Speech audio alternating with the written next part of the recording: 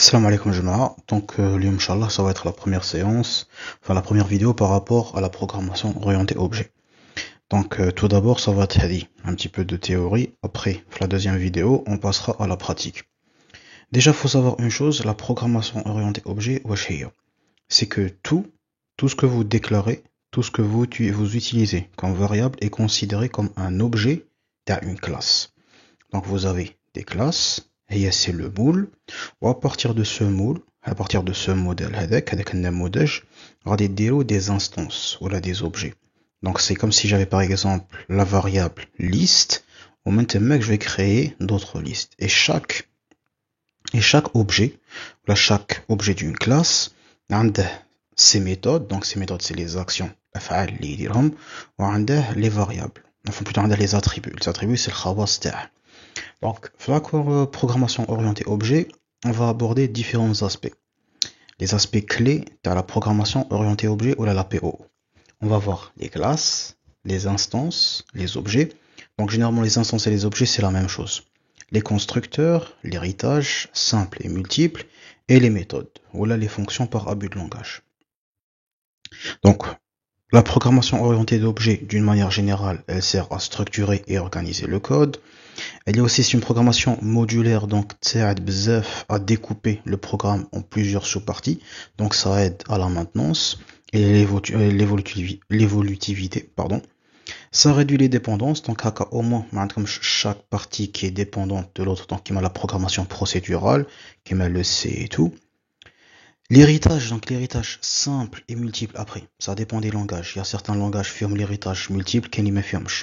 Et le polymorphisme, et comme tout à l'heure, la maintenance, donc vu que c'est modulaire, on peut plus facilement gérer les erreurs, réparer un code, mettre à niveau ou le mettre à jour plus facilement.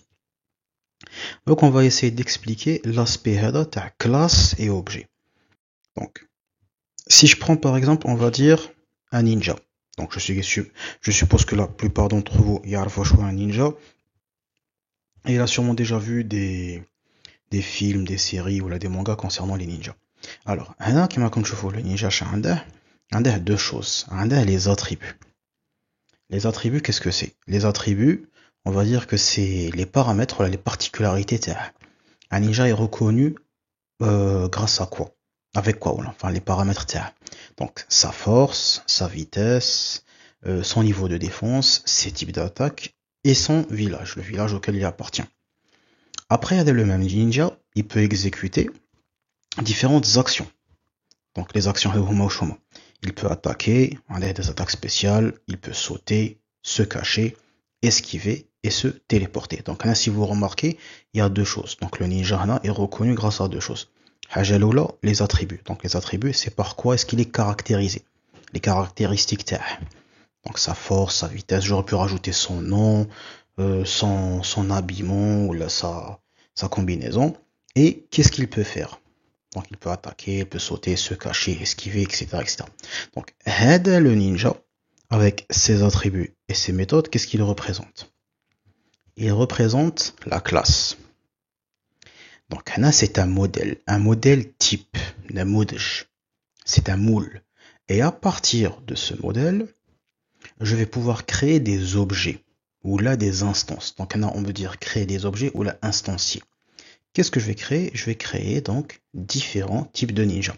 Donc pour ceux qui sont familiers avec le manga Naruto, donc vous savez de quoi je parle. Donc vous avez le ninja d'une manière générale, et quand je parle d'une manière générale, c'est la classe. Ça, quand je parle d'une manière en particulier, donc bsifa amma ou bsifa khassa, comme donc Naruto, Shikamaru, Gaara, etc., etc. Donc là, on dit que j'ai créé des objets à partir d'une classe. Donc un objet ou une instance, c'est la même chose. Donc par abus de langage, et là si vous entendez quelqu'un dire objet ou la instance, c'est pareil, c'est du pareil au même, c'est la même chose. Très bien. Donc maintenant, le ninja, maintenant que j'ai créé une instance maintenant, qu'est-ce que je fais? Ce ninja en particulier, donc qu'est-ce qu'il va faire? Il va hériter des attributs et des méthodes de la classe ninja. Ce qui veut dire que par défaut, il va avoir tout ça et il va avoir tout ça. Plus des attributs et des méthodes spécifiques qui lui sont propres à lui. Donc, maintenant, comme je fais attaque spéciale, clonage, Rasengan, etc., etc. Qu'est-ce que ça veut dire? Ça veut dire que lorsque un objet hérite d'une classe, il va hériter non seulement de ses attributs, ses méthodes, plus des attributs et des méthodes qui lui sont spécifiques à lui. Voilà. Donc, au tout début, quand je vais vouloir commencer ma programmation, donc créer ma classe, pour que plus tard je puisse créer mes objets, tout d'abord, qu'est-ce que je dois faire? Je dois faire ce qu'on appelle créer un constructeur. Le constructeur, c'est quoi? C'est une méthode qui est qui définit la classe, et cette méthode est appelée init. Donc pour initialiser la classe. Le premier attribut, ou le paramètre qui est indispensable, c'est le self. Le self, à quoi est-ce qu'il va servir? On va dire c'est comme une sorte de sac à dos, où à chaque fois je vais pouvoir y mettre les attributs TI. Donc Hada, il va permettre plus tard à instancier donc tous les attributs de chaque objet. Donc quand je crée au tout début ma classe, je dois mettre tous mes attributs dans ce qu'on appelle un constructeur. Def-bas, donc tiré du 8, init, tiré du 8, self, ensuite je nomme tous les paramètres. Bon là il en manque un, pardon j'ai oublié le village, je vais le modifier après, donc self, après je dois les initialiser, donc self force égale à force, self vitesse égale à vitesse, self défense égale à défense, et self village est égal à village. Donc comme ça, à chaque fois que je vais créer un nouvel objet à partir de la classe, il pourra se référer, grâce au self, à l'attribut en question. Voilà. Donc après Mbed, pour créer un objet, je vais utiliser une autre méthode qui s'appelle la méthode super. Mais on la verra plus en détail, Inch'Allah, pendant la séance pratique. Voilà, donc si je prends par exemple un autre exemple, donc on va dire ordinateur. Les attributs d'un ordinateur, qu'est-ce que c'est? Donc bien sûr, là, c'est une classe.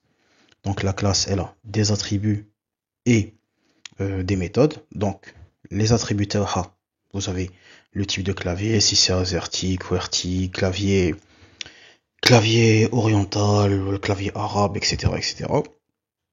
Vous avez le CPU, la RAM, le disque dur, la capacité du disque dur, la couleur du PC, le type de disque dur, etc., etc.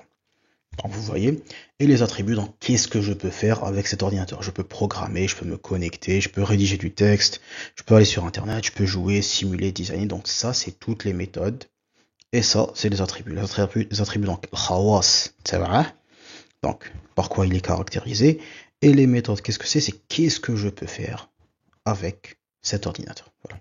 Et après, on a les objets, donc ça, c'est la classe. Et pour les objets, donc c'est les différentes marques ou les différents types de PC qu'on peut avoir. Voilà.